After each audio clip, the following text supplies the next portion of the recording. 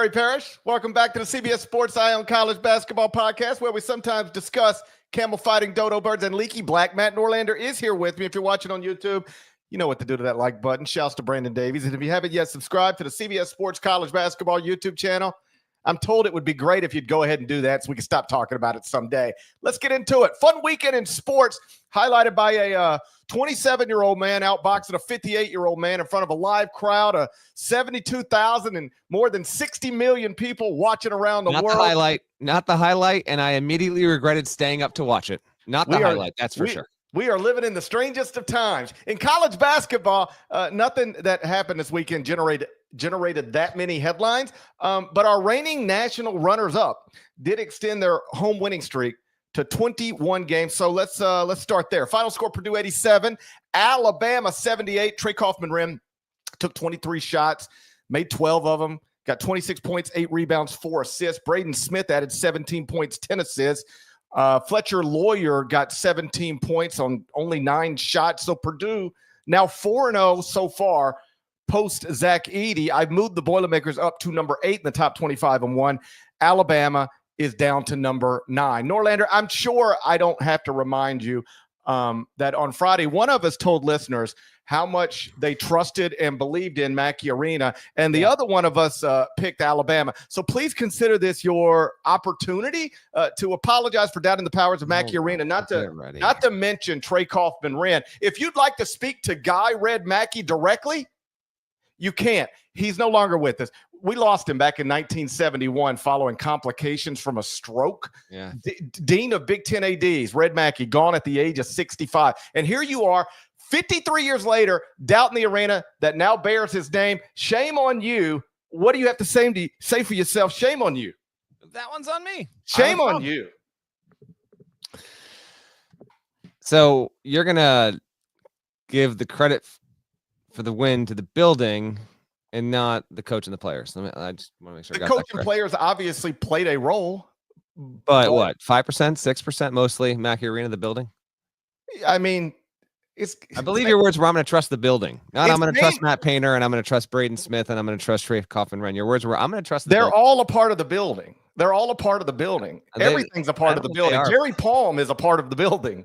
Jerry Palm, yeah. Yes, Jerry Palm is a part of the building. The building special is named after Red Mackey. He's the Dean of Big Ten ADs. We lost him. Complications of a stroke. Yeah. When did you learn that, by the way? About 2 hours ago? Man, last night. Last night. Family went to bed early. I was up late. I had plenty of time to do all my. I found a New York Times article from February 1971. We lost. You know what it said? This is the headline. The headlines used to be so much.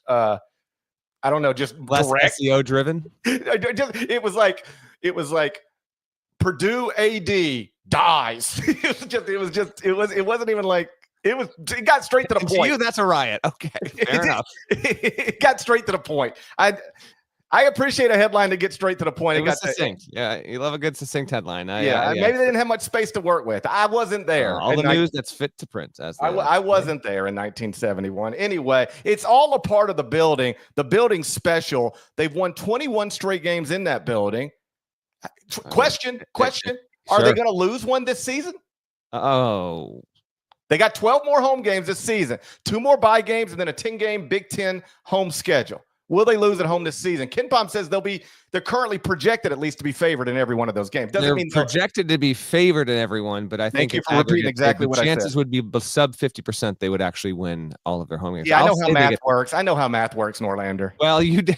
I mean, I clued you in on how that whole thing works, I think about a year or two ago. So I know, but now I know. I know. I didn't know 2 years ago how math works. I didn't know how math works 2 years ago, but at this age, I know pretty much everything you need to know about math and everything you need to know about Red Mackey. I'm sitting here right now. I pretty much know everything you need to know about math and Red Mackey. I think you're above 50% Boilermaker again, by the way. I feel like it. Yeah, I do feel like it. Yeah, that's totally fair. I'm just checking out the home schedule. Marshall, Toledo. I think they're probably safe there. I mean, there's a chance.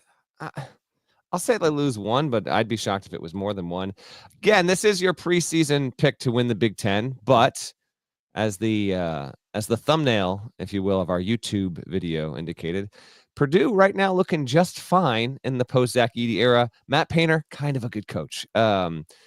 you mentioned the 21 straight home wins. We'll get to the actual game here, but I'm going to get some big picture stuff involved here to start it off. Here's what's impressive. They are 6-6 in their last 12 games against the number 2 ranked team in the country. To go 6-6, it's pretty damn good. They have won now 39 in a row in non-conference play. 39 in a row. It's tied for the 4th longest streak in the history of men's D1. And they've had 6 of those wins against teams ranked in the top 7, GP. They're 12-3. If you go beyond this, they're 12-3 in their last 15 games against ranked opponents. It's pretty damn outrageous. And when they've won some of these games within the confines of this 39-game streak that goes back to December of 2020, keep in mind, they did it winning the PK 85 when they beat Duke, when they beat Gonzaga. They beat Gonzaga again the next year, which was last season in Maui. They beat Tennessee. They beat Marquette. Before that, I saw them do it at Mohegan Sun a few years ago. Jay Wright led Villanova and North Carolina. So they have done this and beaten some pretty big programs while doing it. Alabama, meantime, I mentioned this stat on the Friday show. They had lost 6 straight road games against ranked opponents. Now that is, of course, 7 straight, and it speaks to how tough it is to pull these games off. Here's what Nate Oates said afterward: "Quote, we schedule these games for a reason. We like to go against the best teams in the country and figure out what we have to work on, and we have plenty to work on because they are good." End quote. He's right. It was an awesome watch. Friday was terrific across the sport, as we expected and teed you up on Friday on the Friday morning pod. For Alabama's end of it, Mark Sears had 15 points, 6 dimes, 4 boards. Not as good as he needed to be. There were a couple of spots in the final 5 minutes where the ball was in his hands and the possession didn't end in points for Alabama, either be it on a missed shot by him or a decision that didn't go his way. Bama was leading this game with about 11 minutes to go by 6.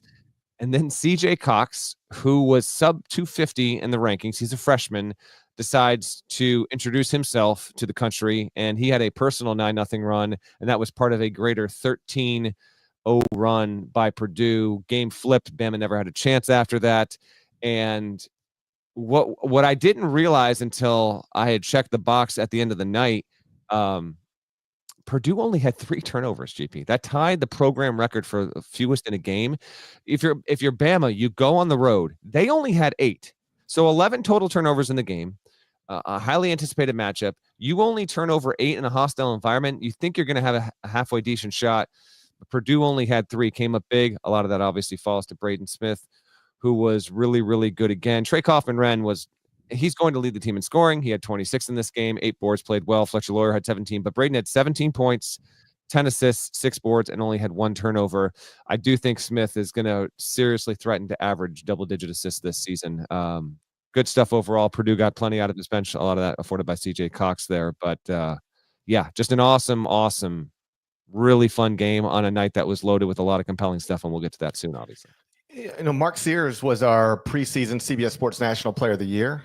Just one game, but I promise you, if you ask Matt Painter privately who he thinks should have been CBS Sports preseason National Player of the Year, he would tell you Braden Smith.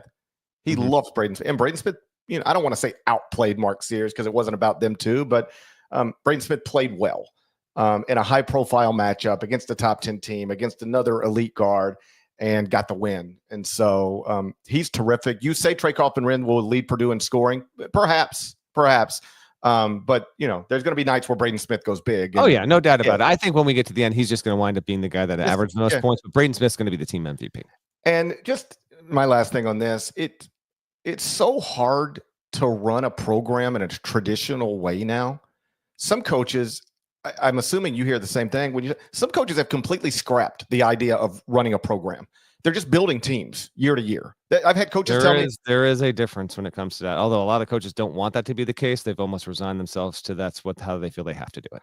Right. I hear coaches say, I'm doing it this way, not because I love it, but because I don't think I can do it that way. And then I hear other coaches say, I'm going to keep trying to run a program until it's obvious I can't, but I'm going to keep trying. And at Purdue, I don't know that anybody's doing it better than Purdue right now.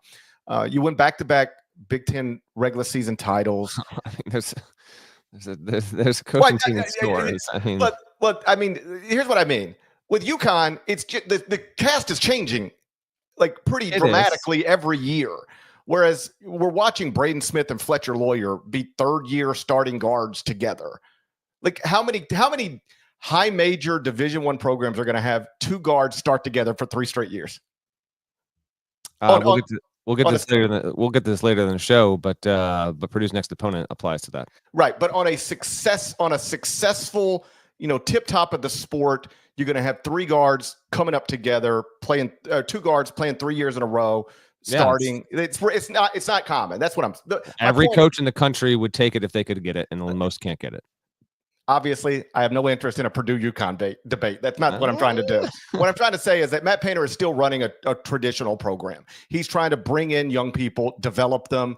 Sure, he'd love to get in the transfer portal and add, the Summit League Player of the Year, I guess. But there's real internal development still happening at Purdue. Still year-over-year development happening at Purdue. I don't know at how many other schools Trey Kaufman-Wren is comfortable sitting on the bench the way he's been sitting on the bench, but now he waited his turn, for lack of a better phrase, get Zach Edey out of the way, and now he's the guy in that front court. I think it's in a time where, how about this? I'll circle it back to my hometown. I hear plenty of my friends who are Memphis fans frustrated, not with all the chaos in the program, but with I don't even know who these people are. Memphis returned 1 player this year. And people are like, remember when we used to have 4-year players and 3-year players, and now we don't even know these people. At Purdue, people. There's people back every single year. It's being run as well as any other at the high major level in a traditional way, and that's a credit to Matt and his staff. Yeah, Caleb First is another good example of that, who's a true role player and has been willing to do it without a doubt. Mason Gillis obviously was there. He's in his grad year now at Duke, but he was there was an explicit arrangement between Gillis and Painter, and he enjoyed his time there at Purdue, and what Painter's doing is incredible. And yeah, the CJ Cox thing is even the latest one. We all noticed the big guys, the 7-footers. Purdue's had at least 1 7-footer on its roster. We talked about it in the preseason, one of the preseason episodes. It's 15 years in a row or something like that. I don't know if it's really ever happened before. But it's not just that, but it's he's going to recruit to his program. Braden Smith is evidence of this. He saw him, prioritized him, he's got him in the program, and now he's turning him into the kind of point guard who can be NBA material. You get a little bit of split feelings on that because of Smith's size, but Painter, I think privately and publicly, has been pretty adamant about Smith's ceiling this season and his potential to be the best point guard in the country. I'm tired of saying guys like that can't make it to the NBA, though. I know. I hear you. I know. It's still going to be held against him because of his size, but his playmaking ability, he's little. He's little. Yeah, he's little, and he's not a top shelf athlete. Yep. Those are 2 things that are going to work against you. Yeah. But you know who else is little and not a top shelf athlete? Fred VanVleet. And he's made some money. They're not, obviously I'm not saying you're saying they're same players, but they do have some they have some common threads in the way that their college careers developed, and we'll see if Smith can continue this. As for Bama, there's no shame whatsoever in going into Mackey and being the latest victim to get picked off. If not for the fact that Purdue was, the game played out as it should have. Purdue should have won, but Bama didn't get its first made triple until the under 8 at some point, and not being able to maybe give a little more firepower and juice in the first half might have played an ultimate, big picture factor there. But Bama did get the lead in the second half, and then they wound up giving it away. Next up for Bama, though, here's what's interesting. They've got Illinois on Wednesday, and then after that, they'll play Houston the following week in the Players Era Invitational. They'll get another couple good teams. So they're going to have a lot of really good opponents. They schedule as difficult as really any team in the non-conference, and that was reflected in the Oates quote I gave you before. We'll see if they can regather and use this truly as okay, here's what we didn't get done, and can we apply this against Illinois in just a few days here? We'll assess and evaluate Bama after they take on the Illini there. Purdue, we'll get to their next opponent later in the show. Another Big Ten team that won as an underdog at home this weekend. Your Wisconsin Badgers beat Arizona 103-80, 103-88. Spend a few minutes on that next. First, a word from our partners. CBS Sports HQ, giving you college football coverage unlike anyone else. We're talking Big Ten. Pre- and post-game coverage. Are you encouraged with the way that this team responded? Along with breaking news. A lot of movement in the rankings this week. Highlights and expert analysis. That streak could be in jeopardy here. Sure. What was your main takeaway from this game? How impressive was his domination? That really changed the football game. Let's go ahead and have some more fun. Another wild ending. The chaos continues. Turn to CBS Sports HQ. Final score, Wisconsin 103, Arizona 88 inside the Kohl Center. Norlander, did you ever think you'd live long enough to see Wisconsin score 100 points against a ranked opponent? Because in your lifetime before Friday, it had never happened. Then I got to say no. This is a wow. Credit to Wisconsin for getting this done, winning like this. I'm not going to say the game was unwatchable, but the game was hard to remain consistently engaged in because there were 87 free throws. 87 free throws. Credit to Wisconsin for getting it done. They went 41 of 47 from the line as a team, GP. The Badgers are shooting 90% from the charity stripe through 2 weeks of the season. That's best in the entire country there. So that was a major reason. John Tonje, who goes for, how about this? He had 41. He went 21 of 22 from the line. Transfer from Missouri, originally from Colorado State. It was the first time a Wisconsin player had put up a 40-burger since Frank the Tank Kaminsky did 11 years ago. I actually remember writing about, I remember that game. I remember writing about that game for CBSSports.com. Coincidentally enough, Kaminsky was in the building on Friday night because they were honoring Bo Ryan, who was inducted into the Naismith Memorial Hall of Fame just last month. So Frank's in the building. Tonje goes for 40 plus, and Wisconsin gets it done in a way that I truly don't think anyone, and I mean anyone, not Greg Gard, no one on the staff, none of the play. There's no way they thought they were getting to 100 against Arizona, and an Arizona team that I had mentioned on the Friday preview pod was coming off, granted, a mid-major opponent, but one of its best 40-minute defensive efforts it had in recent years, and its best period ever under Tommy Lloyd. Instead, here, Wisconsin never trails, averages 1.26 points per possession, which if anytime you're cruising above 1.2, you're doing just fine. 1.26 there. And, you know, Bucky kind of turned off Arizona's water midway through the second half. The game at one point got tied in the mid 60s. I think I had 65 or something like that in my notes. And from that point on, Arizona missed 21 of its 25 field goal attempts down the stretch there. It just didn't have it. Credit to Greg Gard for getting a really, really good win. I got a couple more notes on him, but I'll save it for in a second. Give me your thoughts on what transpired on Peacock in the second game. The Bama Purdue game was the first game on Peacock. This was the second one, and I thought it had a decent chance of being close, and it was kind of, but it was way more like every time down the floor there was a freaking whistle, and that was unfortunate. But regardless, when we get to evaluating NCAA tournament resumes in March, GP, we're not going to remember or care about the fact that there were 87 foul calls or 87 free throws. It felt like 87 foul calls. We're going to see that Wisconsin was able to get what's likely to be a Q1 win against Arizona, and this could be the kind of win that changes our perception, maybe changes our perception on the Badgers, who were not projected to be a tournament team by many coming into the season. Would you have moved them if you were dumb enough to rank basketball teams every morning into the top 25 and 1? Because I did. Well, okay, I think that's fair. Now it depends on how you at some point you hit a threshold where you start doing true on resume stuff in your top 25 and 1 in that preseason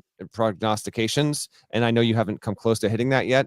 But if we're ranking the 10 to 12 best wins in the country through 2 weeks, Wisconsin clearly has one of them, and I think that's entirely fair. They played Arizona, they brought them into the building. You put 103, which you'd never done against a ranked team. Period. Never hit 100 plus in a game period against a ranked team. They were able to do it. I think that's entirely fair. Yeah, I moved them up to 17, Arizona down to 18. I mean, the issue would be Arizona's got incredible computer numbers and was just brave enough to play a true road game early when most other elite teams won't. Mm-hmm. And so they take a loss.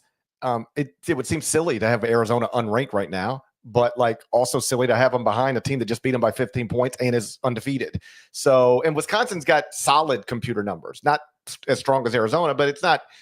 I'm not way out of line with the computers to have Wisconsin in the top 25 and 1. So I moved them there. Obviously, the story is scoring 103. That's the most ever against a ranked opponent. They had scored 100 against a ranked opponent before, but the last time they did that, it was like back in 1970. Yeah. One year before Red Mackey died following complications of a stroke at the age of 65, the dean of Big Ten ADs. Tonje gets 41. That's the secondary story. I need Jared Burson to look this one up for me. Mm. When's the last time this dude averaged 2.6 points last year at Missouri? When's the last Was it really that low? He was. Yeah, he was. He only played 8 games. He got hurt. Oh yeah, that's right. He did get hurt. That's right. He had a foot injury, so he only appeared in 8 games. But I wonder how many Division I players have averaged 2.6 one season and then got 41 or more the next. That's a good question. I'm going to say I have no idea. I'm going to say it's happened at least once, but that is quite the I'm sure. I'm sure it has happened, but it seems like it would be uncommon. So he was terrific. You mentioned the 21 of 22 from the free throw line. We'll see where it goes from here. But if you're the Big Ten, the best 2 leagues in the country this year are supposed to be the SEC and the Big 12, and Purdue goes out and beats Alabama, and then I know, small sample size, and where were the games held? Of course. But like if you're a Big Ten fan, that's probably something you'd know. Every time somebody tells you ain't won a championship since 2000, maybe you can tell them you were knocking around, some pretty good teams over the weekend. Fair enough. This was the 13th time that Wisconsin beat a top 10 opponent under Greg Gard in the past 10 years. It's a pretty good stat in Gard's favor, and I think that a case could be made that he was potentially hot seat material. Could be if they don't make the tournament. This win will mean a ton here. And winning by 15 points. The last time Bucky beat a top 10 team by at least 15 was back in 2010 when they beat 5th-ranked Michigan State by 18 points. And they made 41 foul shots in this game. They had not made that many since it actually tied the mark. They made 41, number 41. They made 41 in 1955 against Illinois. Not even TV to see that go down there. Good stuff from the Badgers. You get the win by any means necessary, and they didn't even need to scrape by. That was good stuff. For Arizona, Caleb Love only had 6 in this game. Things that make you go, Jaden Bradley did have 22. Trey Townsend had 17. Tommy Lloyd, understandably, invisibly frustrated as they really started to, go dry in the second half there. Just one game on the road. Next for Arizona, they're going to host Duke Friday night. I will be in the building there, see how they respond to that one. Don't want to go 0-2 in those spots, but Duke should provide a pretty interesting challenge there. Good for the Big Ten, good for Wisconsin. Wait and see on if this is truly an indicator of a Badgers team that can overshoot expectations. So those were the 2 biggest results of the weekend, victories for Purdue and Wisconsin, but they weren't the only notable results. We'll bounce around the country. We'll do that next, but let's get one more word from our partners. Well, you need the sports news anywhere? We've got breaking news to bring you. Then get your sports anytime you want them. Big trade news overnight to discuss. Because we know you need sports all the time. A lot of movement in the rankings this week. A legend adds to their legacy. We're bringing you that breaking news right here on HQ. CBS Sports HQ, anywhere, anytime, all the time. All right, Norlander, why don't you whip us around the rest of the weekend's notable results? You can feel free to start wherever you like. All right, let's go with the Final Four in one game that we had, and we really we swung and missed on this one. Buzz Williams did not get D-blurred, and not even close. This game was boring, man. 78-64, Texas A&M beats Ohio State. A&M got out early and really didn't give the Buckeyes any hope. It was a pretty well-balanced overall showing from A&M. I had this on second screen, volume down. It didn't really capture my attention too much, but that's a good job by A&M, which, remember, was willing to play on the road to open the season at UCF, got knocked off. Since then, it's actually looked pretty good overall, and is getting closer to resembling that team with some preseason top 20 love in the eyes of some. Indiana beat South Carolina 87-71. Miles Rice had 23 in that one. Mackenzie Mbako had 17. Indiana is not going to be a team that ranks in the top 75 probably in 3-point rate this season. But it did shoot well in this one against a high major opponent. South Carolina might not be good, but still 8 of 17 from 3-point range. You'll take that percentage every single time. If you're going to especially if you're going to shoot under 23s in a game there. Remember, we mentioned on the Indiana shoot around episode heading into the season, this team could wind up having one of the weakest non-conference slates overall. So getting this win, and kind of a no doubt about it fashion, I thought was actually pretty notable. And by the way, Indiana teams, we mentioned Purdue, we mentioned IU, all 4 high majors beat non-con high major opponents this weekend. So Purdue got the win. IU, Notre Dame beat Georgetown. Wasn't close. Technically a road game. And then Butler beat SMU. So good on those folks. Game of the year so far happened Friday night. I actually mentioned this in the Friday preview episode. And congrats to our buds at the Field of 68 because they broadcasted this on their YouTube channel. Charleston beat Florida Atlantic 119-116. It was a double overtime game. I thought it was going triple overtime, but senior forward Ante Berzovic hit a three, and he's like a 6'8" big dude, is like an All-American at this point in the season. He hit a three as time expired to give Charleston the winning margin and get him to 39. You hit a game winner and you get 39 points in double OT on your home floor. He was 15 of 25 from the field. The game itself, I Parrish, I don't think we're going to have three games that outdo this before March. There were 12 players that hit double figures. The teams combined to make 31 threes on 59 attempts.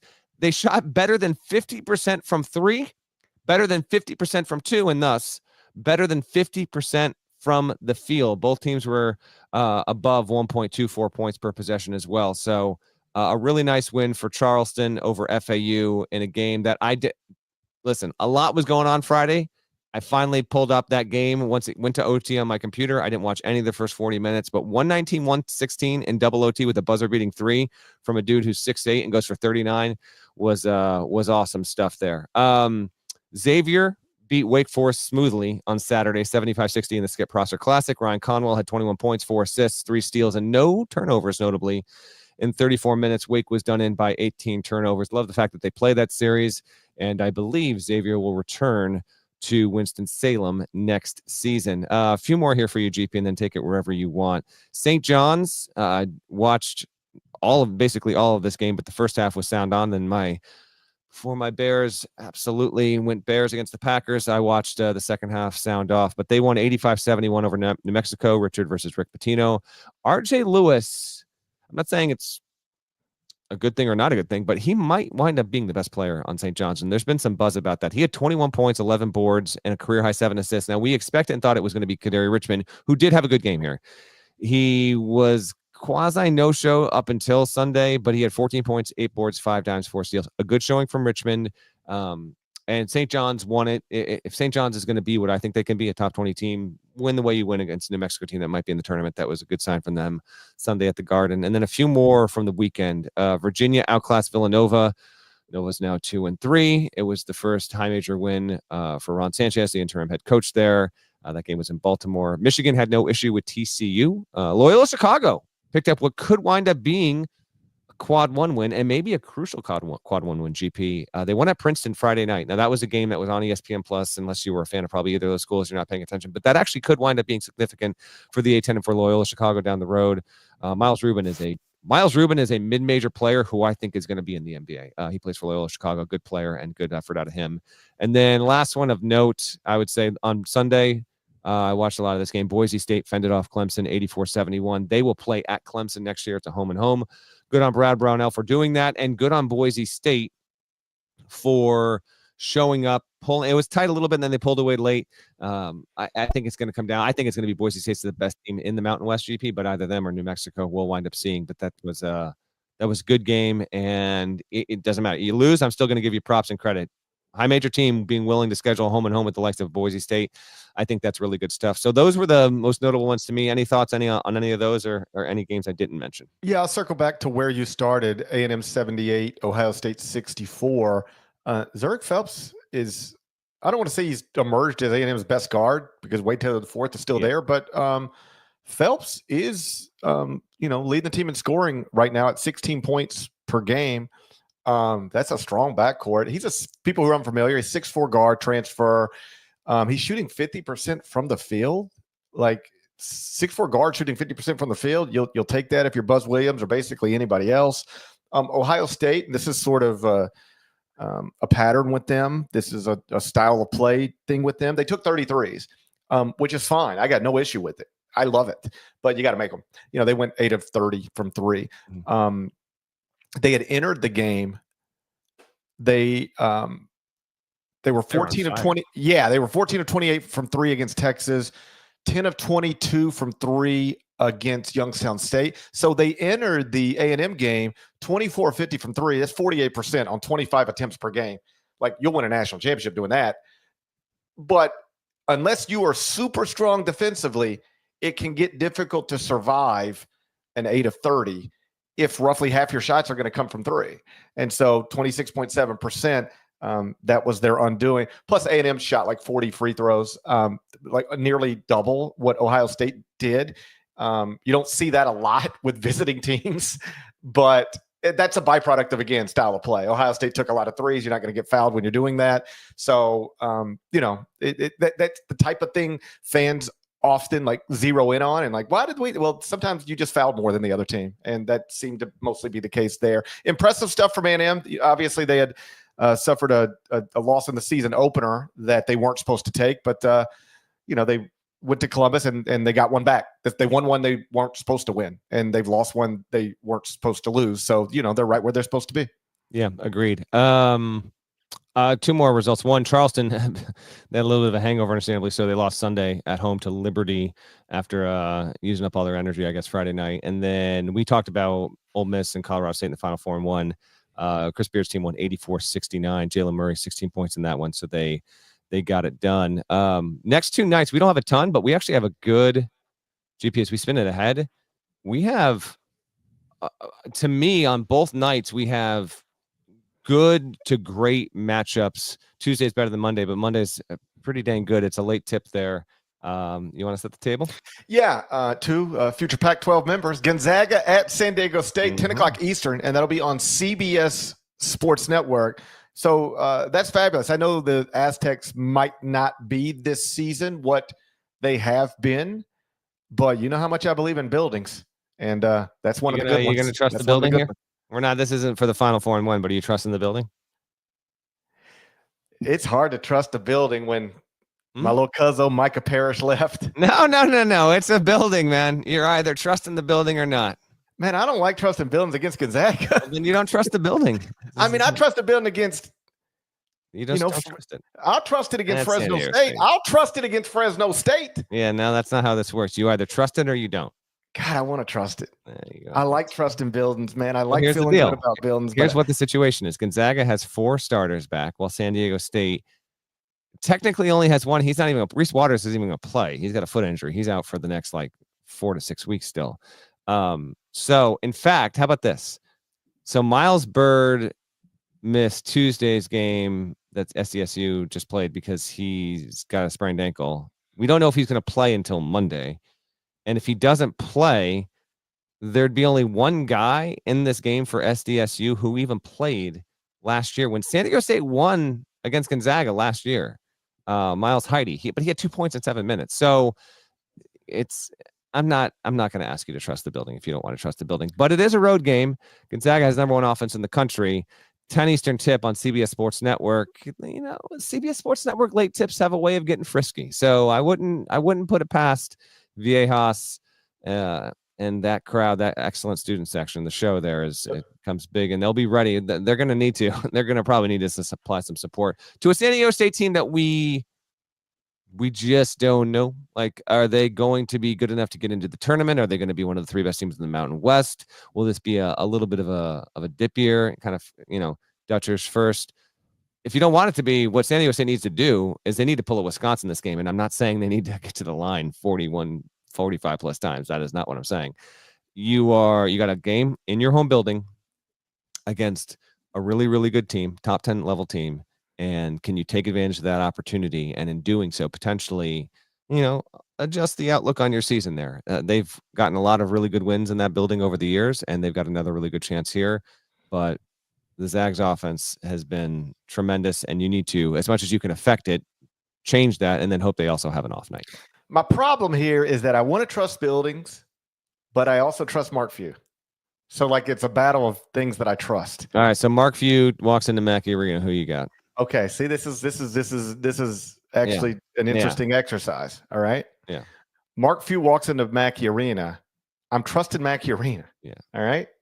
We look up in 100 years, who's still going to be around, Mark Few or Mackey Arena? I mean, that's debatable, actually. Is it? I mean, Mark's holding it together pretty good. He looks good. He is. He's in good shape. Yeah. That's actually debatable. Is it? Okay. Okay, so you if I got were Mark Few make it all.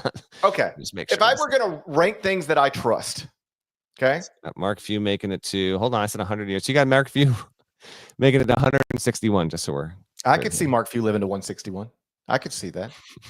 It'll be, we'll have to see how this new Pac-12 takes a toll on him or not. That's of course. But we don't know. We don't know the answer to that. I'm not ruling out Mark Few 161. I can't do that right now. If I were ranking things that I trust, I would rank them in these. I would rank these three things in this order.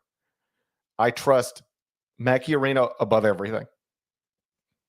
Let me start over. I want it to be clear. I trust UConn more than I trust anything in the whole world. Okay. For someone who claims that, it seems like every time you start one of these, you forget to mention them. And I know that's why I just restart. So it doesn't feel like it's really coming from your heart. I just restart. I want to rank four things that I trust. Okay. Number one is UConn above everything. I trust UConn above everything. Okay. Second would be Mackey Arena. Okay. But if UConn goes to Mackey Arena, I'm going to have to trust UConn. I mean, I have to at this point. Okay. But I do trust Mackey Arena quite a lot. After that, I would trust Mark Few.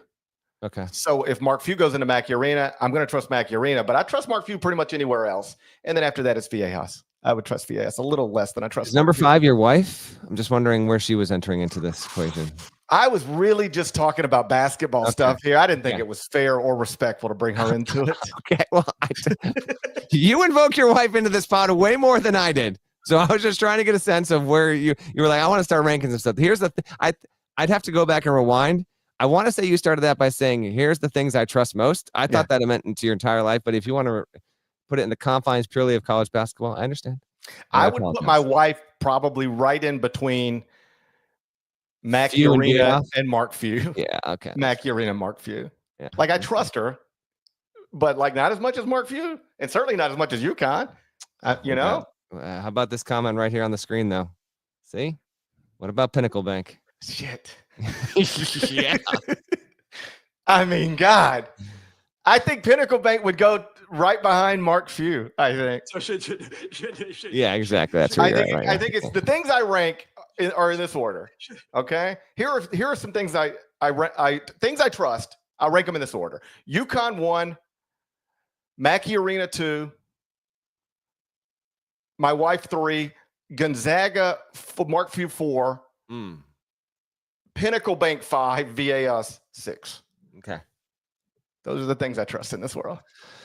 Your Tuesday night matchup of note is at 9 Eastern on FS1 and is Purdue at Marquette. Yes, Maryland and Marquette fans, we did not forget about your game. We just wanted to talk about it here as we set the table for that one. Cam Jones had 28 against Maryland. He's averaging 24 points per game this season. Stevie Mitchell also came up big late. The end of that game was kind of wild. Maryland had a little bit of daylight to maybe steal it late.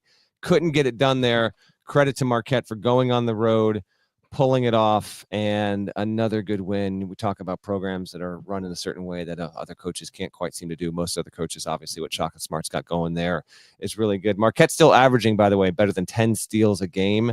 And that's been crucial because they were better against Maryland, but they're still just 30.4% from three so far this season. Marquette's going to get to host Purdue. Real quick on Maryland, Derek Queen and Jacoby Gillespie both had 24. That's now Gillespie's the 4th player for Maryland to have at least 20 points in a game through 4 games.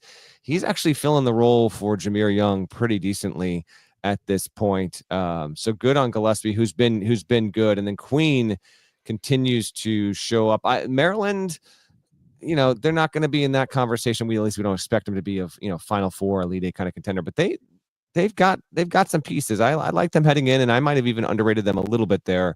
But good on Queen for showing up and really making the immediate impact, which I wasn't necessarily anticipating there. He was 9-13 against Marquette, had 7 boards, 3 assists, and 2 blocks there. But Marquette got the win, and now they get to host Purdue. A true home/road environment there. This is an awesome Tuesday night matchup, standalone matchup. There really isn't anything that comes close to it on Tuesday here. Your thoughts on either the Golden Eagles or what awaits here, and how much?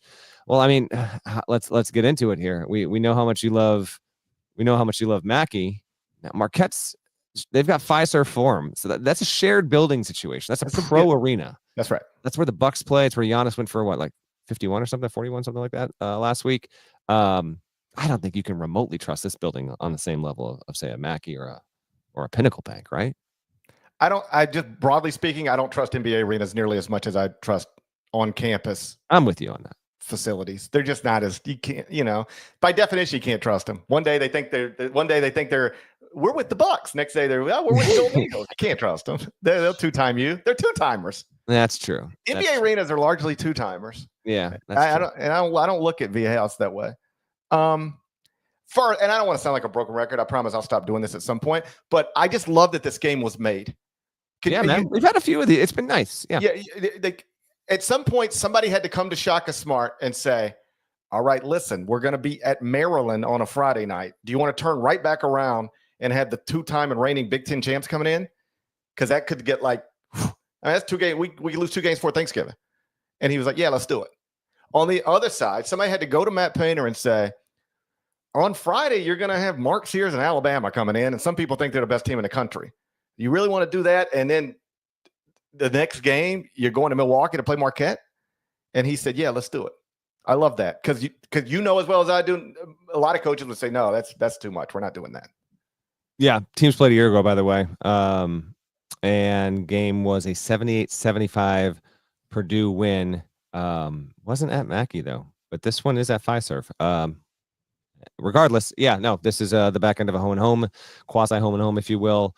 And let's go. I mean, you could have 2 of the 5 most important guards in the country this season squaring off, and different kind. I mean, Cam Jones is he can distribute. Don't get me wrong, but he is really good off the ball, just a complete hooper. And I want to see how Purdue tries to counter him.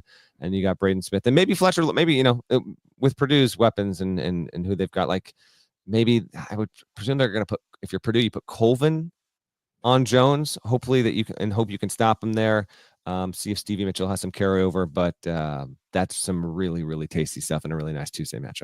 I got into a mess on Friday night. I tried to trust another building, but this time at the expense of my little homie from Memphis, Cam Jones. That was a mistake on my side. Yeah. I apologize publicly for that. I won't let it happen again. Nada, by the way, put up a poll.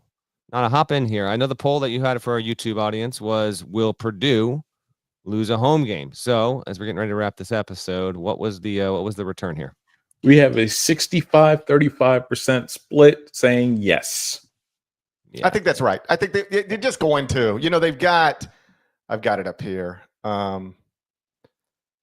The home schedule is the 2 bye games and then 10 Big Ten games. But among those 10 Big Ten games, Ohio State, Michigan, Indiana, Wisconsin, UCLA, Rutgers. They'll win most of those. They might win all of them, but any of those teams could catch you on a certain night. Well, it sounds like someone who doesn't fully trust Mackey and shouldn't have him at the top of their list of things they trust most in this world. This is tough. Yeah, I'm talking you're myself in contradiction, man. I'm talking myself in circles here. You. Yeah, it's a problem there. By the way, I think that's about it. I really think that might be a show, a little bit of a shorter show on a Sunday, but that's fine by me. You got anything else? Nah, I think I've said all I need to say. Are you sure? I feel like you can always go a little bit longer. I think I've said enough. How annoyed were you that fight was what it was? I loved that it gave me and my family like something to do and all sit down together and like order food. And no buffering issues on your end? Oh, sure. We ran into that just like everybody else did, but it wasn't catastrophic at our home. I think during the undercard when it started buffering, we backed it up like 2 minutes and we were fine if we just backed it up 2 minutes. Okay. And then I think it was mostly fine for Tyson Paul. I was glad that we had something to do, and it felt like we don't get a lot of nights where it feels like the whole world's watching one thing. Mm-hmm. And it was one of those nights. And so I liked it from that perspective. The women were amazing. I mean, that was fight of the year stuff. How about this? Take those 2 women, put them Katie Taylor, Amanda Serrano 3, and put it on pay-per-view and make me pay $80 and I'll pay it. Make them the main event. I'll buy it. They were great. But the main event was, 58-year-old men should not be in a boxing ring ever under any circumstances, especially not with somebody 31 years younger, and especially not a few months removed from, if you take him at his word, Mike Tyson nearly dying and needing blood transfusions. I mean, he didn't belong in the ring. That was clear quickly. Yeah, agreed. As we get out of here, random social media note. If you are on Blue Sky, has been on a rocket ship the past week or so. Parrish and I are both on there. Search our names. I am posting there frequently.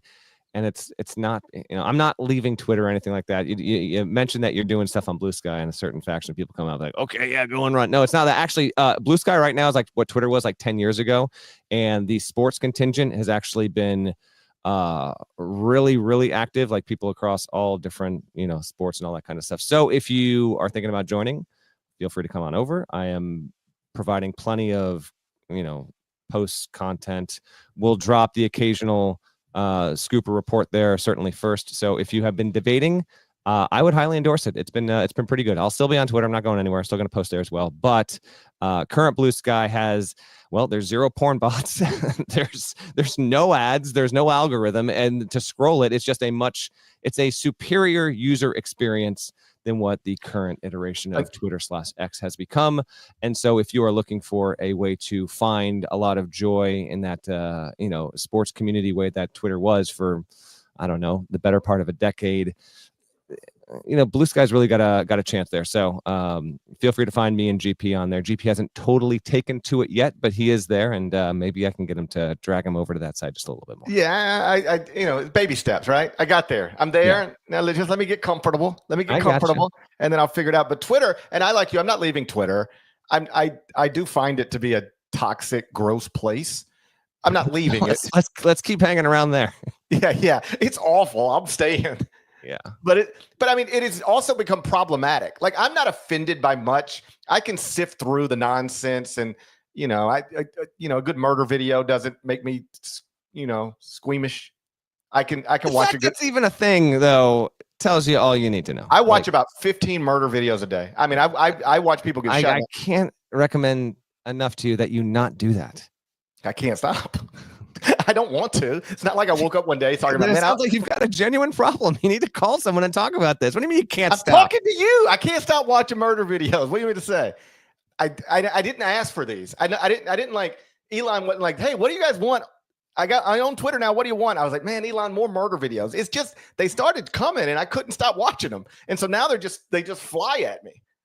So yeah, I watch people get shot in the head every day. I'm fine with that. Where I do find this to be problematic is no context is going to chop that, and that is truly no context right there. Continue. The porn bots are outrageous. I mean, the other day I'm sitting at lunch with my family, and the little server walks up behind me, and I'm just scrolling my phone like looking to see if John Morant is healthy again. I'm just scrolling my phone like a normal person. She walks right up behind me, and I don't know if she was looking at my phone, but I was holding it like this, so she could have. I'm scrolling right into porn, just right into it. And it looks like I'm sitting at lunch with my kids watching porn on my phone. It's outrageous. I finally just had to turn my phone off. Maybe that's a good thing. It made me focus on my family and stop looking at my phone. I mean, maybe there's also that. Let's go back to the start of this whole situation. But I shouldn't be afraid to pull my phone out in public because porn might pop up on Twitter. But that's where we're at now. Well, that's what you head over to Blue Sky. He's at Gary Parrish CBS. I'm just at Norlander. Listen, I don't want to be like the guy that saw the band before they got big, but I've been actually posting on Blue Sky dating back to last summer. And so I just grabbed my last name handle. Feel free to come on over. Genuinely, there's a lot of college hoops writers that are over there, and it is really, it's growing in a good way. And it gives, 2014 Twitter vibes in the best kind of way. I think that's a show. I tell you one thing, you watch enough of them, one thing you'll realize is they don't fall as fast as you would think. It's like pop, pop, pop, and they don't fall as fast as you would think. I always assumed it would be immediate. It's not always. I was wrong. It's not always. Shouts to Devin Downey. Shouts to Chester, South Carolina. Shouts to Terry Teagle, legend. Comment says GP is now killing me. So yeah. Huck, Larnell. Shouts to Red Mackey, man. 65 years old. Complications of a stroke. 1971. If you're not subscribed, please go subscribe anywhere you subscribe to podcasts, Apple, Spotify. There's more of us than there are of them. That should be reflected in the comments. So do that. We're going to talk to you again on Wednesday morning. Yeah, I think Wednesday morning probably do it. Till then,